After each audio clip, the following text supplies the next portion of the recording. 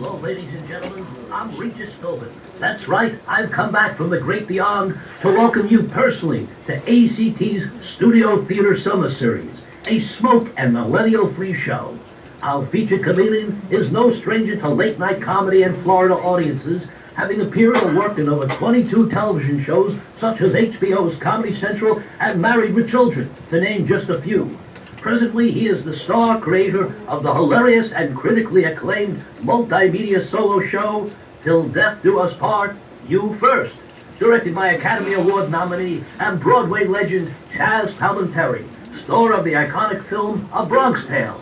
Please welcome, all the way from exotic West Delray Beach, actor, comedian, and denture wearer, baby boomer Peter Fogel.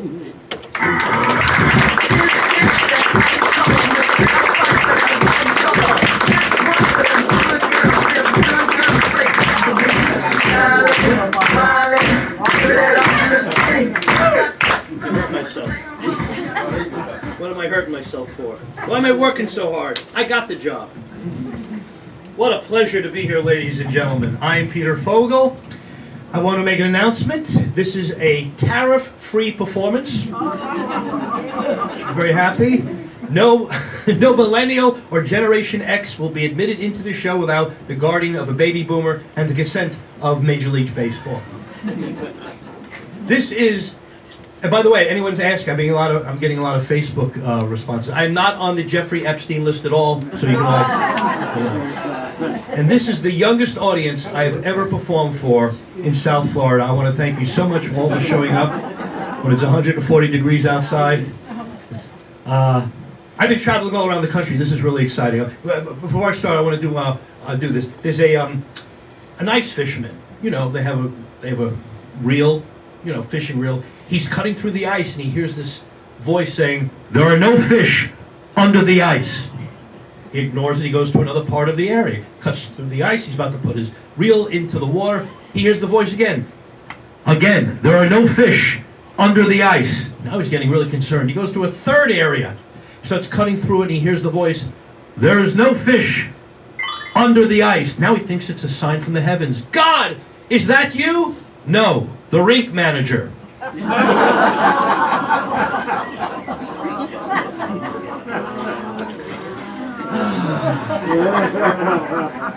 Listen, this is the only place open in this strip mall now. Be excited that I'm here with you folks, okay? I've been traveling around the country. I just got back from touring the South. I don't know if there's anybody here from the Deep South. I was like in North Carolina, and I'm doing my jokes, and Northeast people know what I'm talking about. I looked at the audience, I go, you guys have bagels in this town? Nothing. You guys have frozen bagels? Nothing. Does anyone actually know what a bagel is? One guy yells out, "Yeah, it's a hot dog."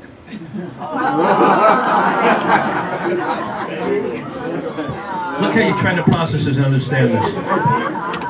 This is a baby boomer show, ladies and gentlemen. This is a show that I wrote for all you folks that are of the baby boomer age. You'll understand stuff. I can't do this for Generation X or any other, Generation XYZ, millennials, whatever. So I'm excited though. I didn't tell Karen that I became a father for the first time. I adopted a girl from the Ukraine, and you folks are the first audience to know about this. I'm really excited. A 24-year-old fashion model. Because I'm a giver. Oh, when we play Twister, the look of excitement on her face. That's okay. Had a great day today. I had an Indian robocall call me, and I sold him an auto-extended warranty. And you always know it's a robocall. You can tell they always get your name wrong. So I try to torture them.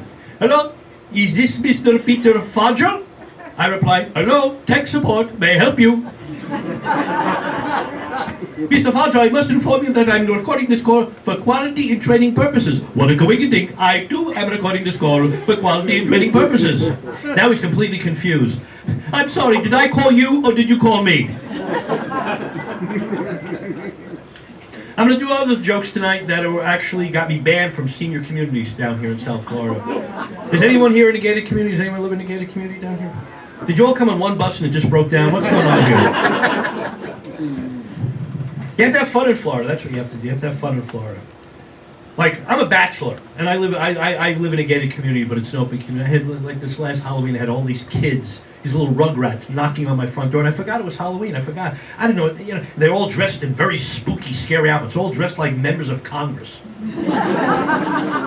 13 kids with Lindsey Graham masks. Ooh, scary. And I had nothing to give them. I'm just going into my refrigerator. I'm giving them batteries I've been keeping fresh for the last 10 years. Then I gave them packets of soy and duck sauce. Oh, the look of appreciation on their faces. One kid looked at me, I think he was going through puberty. Is that all you got? No, open up your bags, kids. I poured in the rest of the lo mein. Here you go. You're really taking this stuff seriously, aren't you? Okay. Anybody here from the Northeast? Like New York? Connecticut? Okay. New York. New York. She says, wherever I travel the country, never fails. I always meet one idiot that comes up to me who thinks he and I are neighbors. You're from Manhattan? Yes, I am. He goes, Buffalo. Excuse me, Manhattan, Buffalo. And I'm thinking Manhattan's about 8 hours from Buffalo. I'm surprised I don't get your mail by mistake. I'm on a European cruise a few days ago. Actually, a few weeks ago. Guy hears me talking. New York, right? I go, yeah. He goes, ha ha, Colorado. We're both from North America. Best time to be in New York, of course, is the fall with the seasons. Standing in Central Park, watching the homeless change colors. Don't go woken me. You haven't heard the rest of the joke.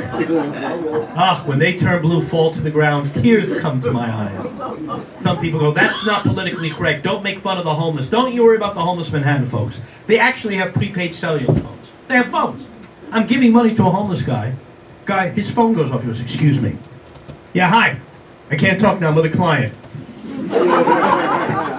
Yeah, call me back in 5 minutes. I'll be underneath the bridge begging for money. Okay, bye-bye. You know what's wild about New York? They actually found an amnesia victim wandering aimlessly in Central Park. When they checked his identification, his name was John Doe. Do you need more time of that? Don't you know? Are you with me, folks?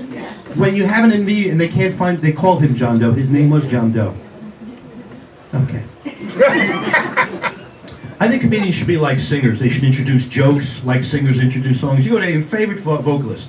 They always give you a little patter, a little background on the joke. I think every comedian should do that. Ladies and gentlemen, this next joke I'm going to do is one of my favorites.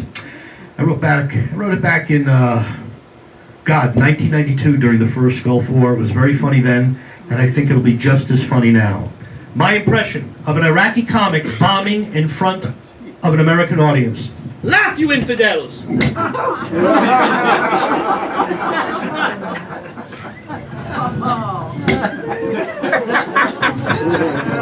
I do this for the Generation X's, the millennial, have no idea what I'm talking about. That's all they do. Have no idea what I'm talking about. Good news for Florida residences. They have auto insurance for ex-New Yorkers that are living in Florida. It's called His Fault. Good news for, hey, you all remember the 12 Angry Men? That show's coming here to ACT Studio 30. 12 Angry Men. They're doing a Florida remake just for Florida audiences. It's called Condo Board.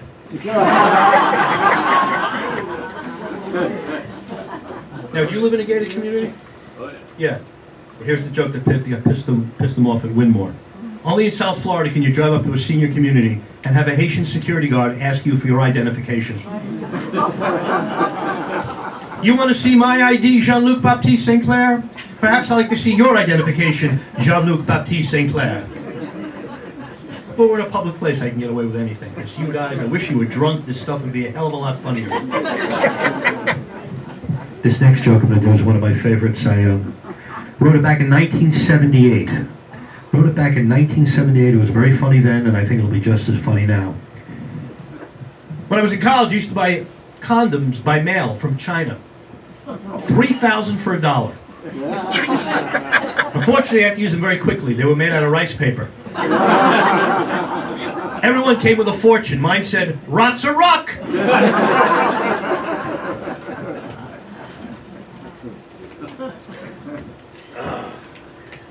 That's the most important thing. That's the most important thing, ladies and gentlemen, right? You get to a certain age, it's about your health. Isn't it about your health when you're a baby boomer, right? Like, I'm looking at you now. Correct me if I'm wrong, sir. Are you at the stage in your life All you want at this point is to have, when you go to the doctor, for your blood work to be in normal range. Right? That's all you want. You just want the blood work to be in normal range. Many years ago, I was performing in Vegas. And you know who came to my show at Catch a Rising Star? You know who came to my show? Paul Newman.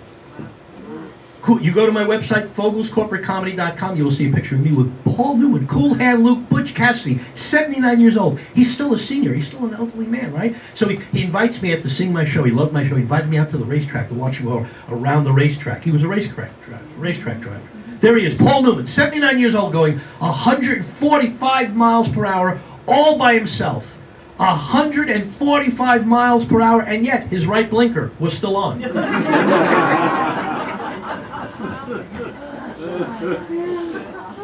And that's the secret of life, don't you understand? You want to feel better about your life in Florida? This is what you do. This is what I recommend everyone does.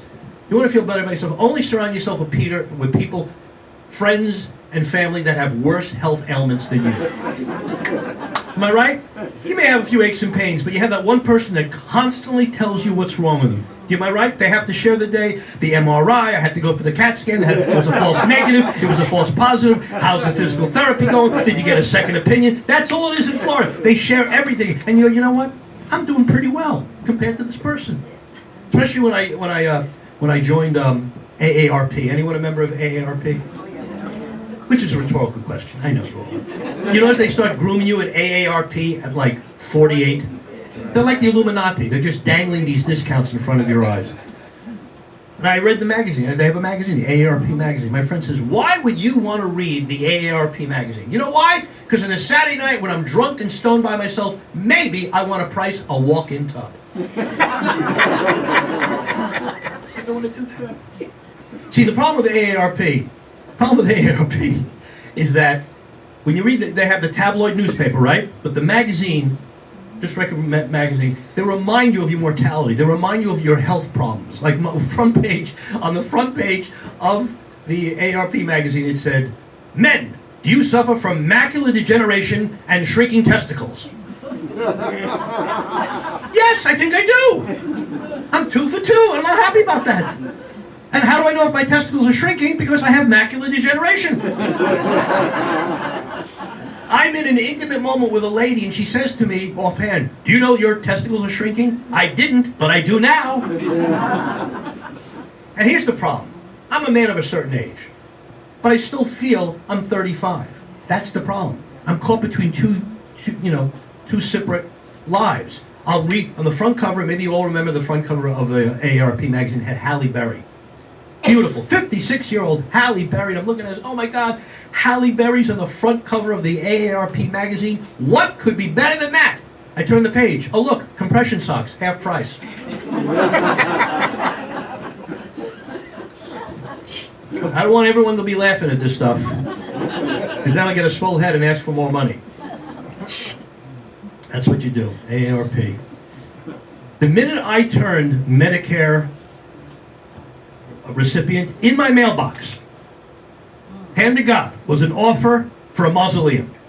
You ever get those offers in the mail? Constantly. And it says air conditioned. Thank God. An air conditioned mausoleum, because where I'm going, it's very hot. And in the same thing, I had the sponsored shows, the sponsored luncheons from the Neptune Cremation Society. You ever get that? And I went, hey, got them. Let me tell you, they were very aggressive in their marketing. Even the meal was burnt. You're not going to hear these jokes anywhere else, folks. Right here at the summer series of the ACT Studio Theater. That's right. That's it. That's all we do. Our whole lives, my whole life is getting referrals. I was at a party recently, and I met a dominatrix. Do you know what that is? I went to and I said to the beautiful young lady, I go, how does that work? She goes, well, you pay me to become my slave, I verbally abuse you, and there's no sex. I go, sorry, not interested in marriage.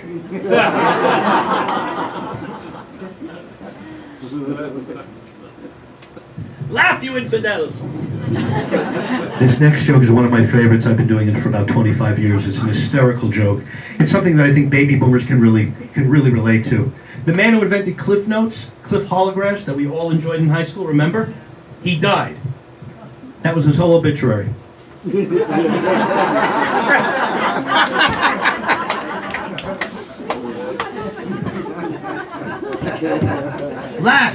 Laugh, enjoy yourselves, because one day you're going to see me on the Tonight Show and you're going to go, oh look, that's the guy from the ACT Studio Series. Yeah, we've seen him before.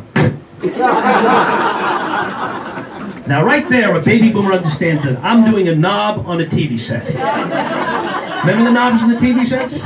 Remember if the knob got lost or discolored, what would your cheap ass father do? Put needle nose pliers on the TV until the invention of the remote control. The vice grip, right.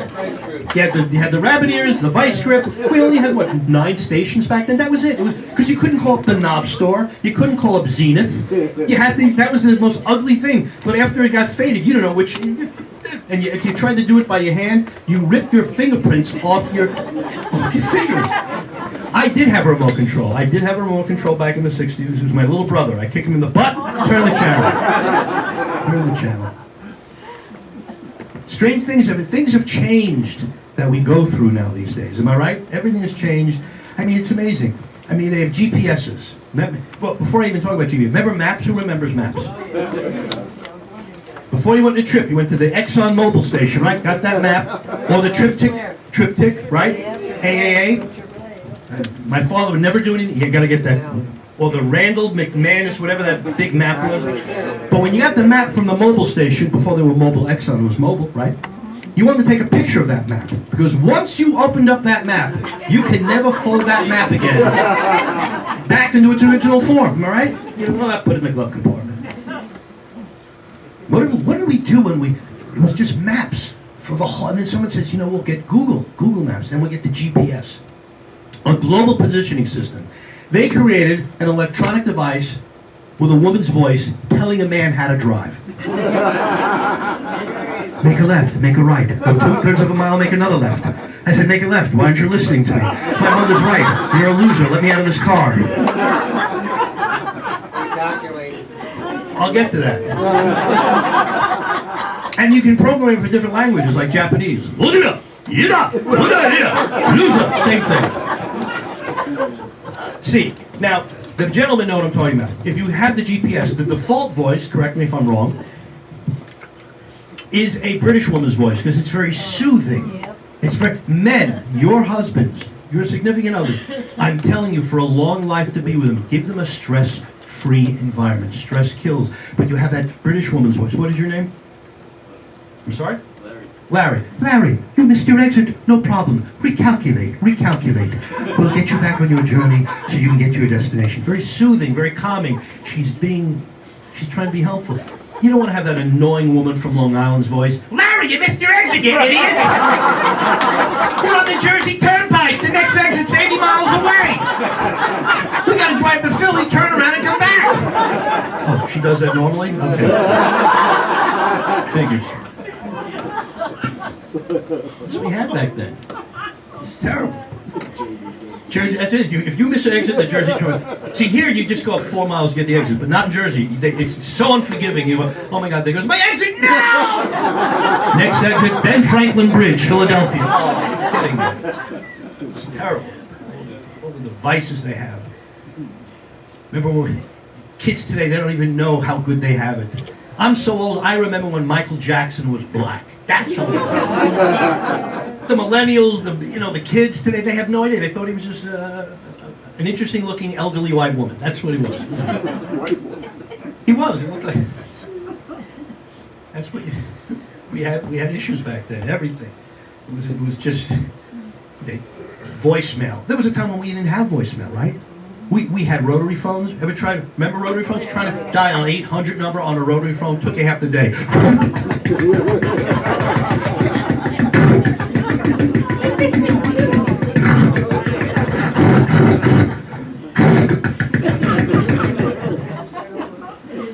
And there was no answering machines.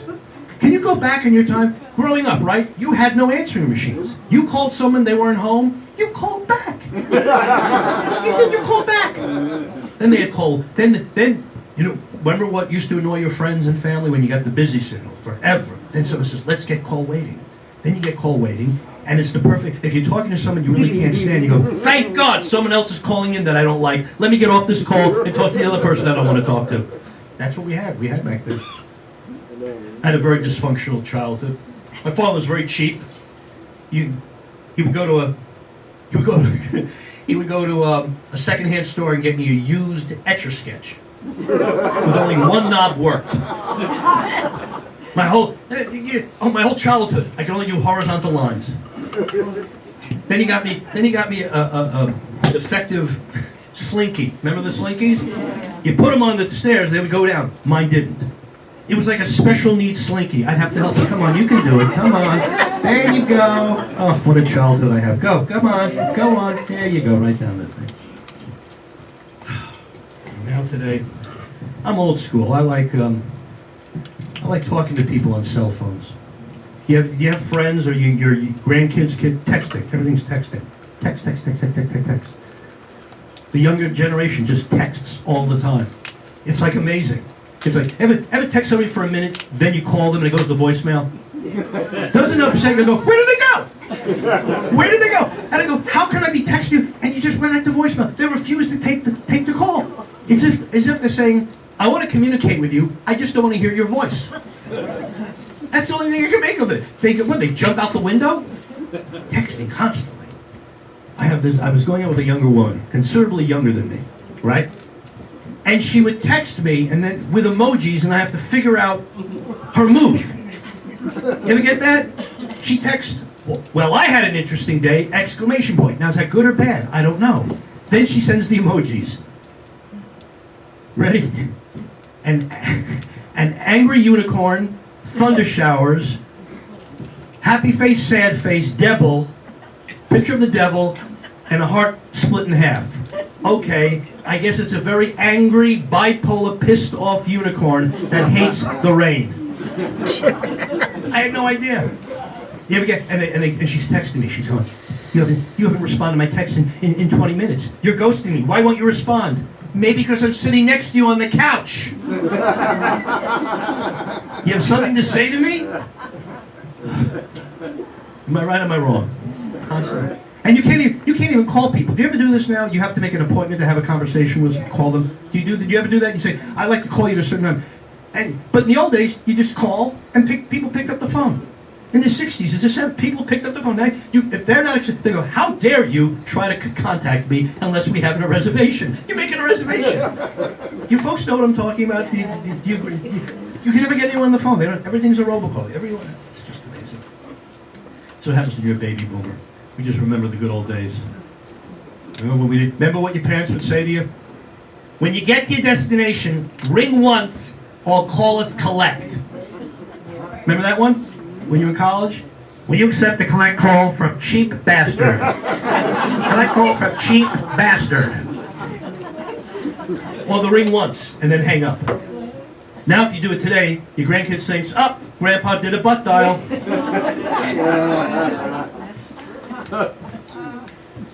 We live in a strange world today, don't we, with the pronouns? We have he, him, right? She, her. Now you have they. Have you heard this? Do you know what I'm talking about? Yeah. They is gender fluid. That means they identify as a male or female whenever the mood strikes them. And I'm not here to judge anybody, but I want to say to them, excuse me, the voices in my head, we think you're crazy. Well, Mr. Fogel, what do you identify as? What do I identify as? As an angry Medicare recipient who has to pee 5 times a night. And sometimes I get out of bed. He, him, she, her. Maybe my pronoun's going to be it. It, that's it. Now let's say I go out with a very attractive woman who's gender fluid. And at that moment, I'm very attracted to her, but on the date, she's a male. Does that make me gay? What happens if we become intimate and she's male and female? Is that a menage a trois? You're looking at me. Yes, I have issues. I'm trying to figure this out. At the end of the meal, how do I know who I'm dealing with? Do I give him the check? Or does he give it to her? Her says no, back to him. This is stuff I think about when I'm all alone, binge watching Netflix. So I'm going out with this much younger woman. I can be a little graphic with you folks, you don't mind. We're being intimate. We're making love. She's on top, but she's texting. I go, what are you doing? I can multitask. I go, honey, I'm the original Minuteman. This hell will be over in a few moments. Then she lets out this bed-curdling scream, yeah! Orgasmic. I'm going, yeah! And she goes, look! My girlfriend sent me a video with her cat flicking her parrot.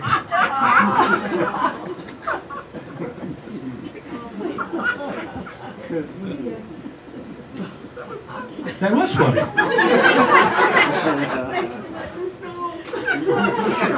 He gets everything. This gentleman understands exactly what I'm going through. You know, Nike has a slogan. You've heard of the slogan? Just do it. Remember that?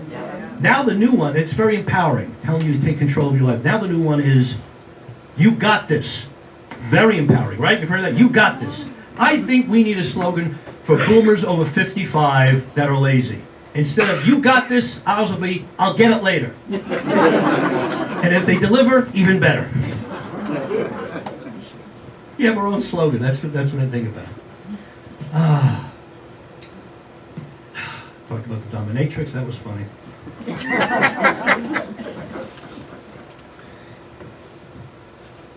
This next joke I'm going to do is for the mothers in the audience. And I've been doing that for about 24 years. For the mothers in the audience, what do you use to get a club soda stain out?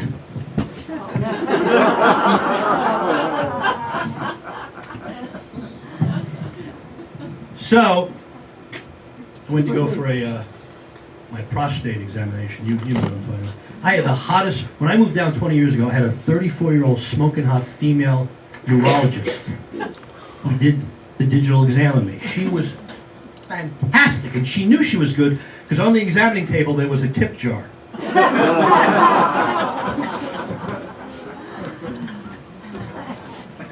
So I go for my annual, you get the digital exam? Just put the glove on.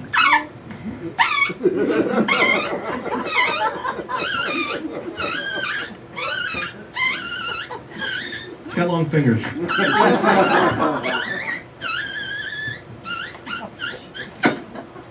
Stands behind me and says, now Phil, don't get an erection. My name is Peter. I know, I'm Phil.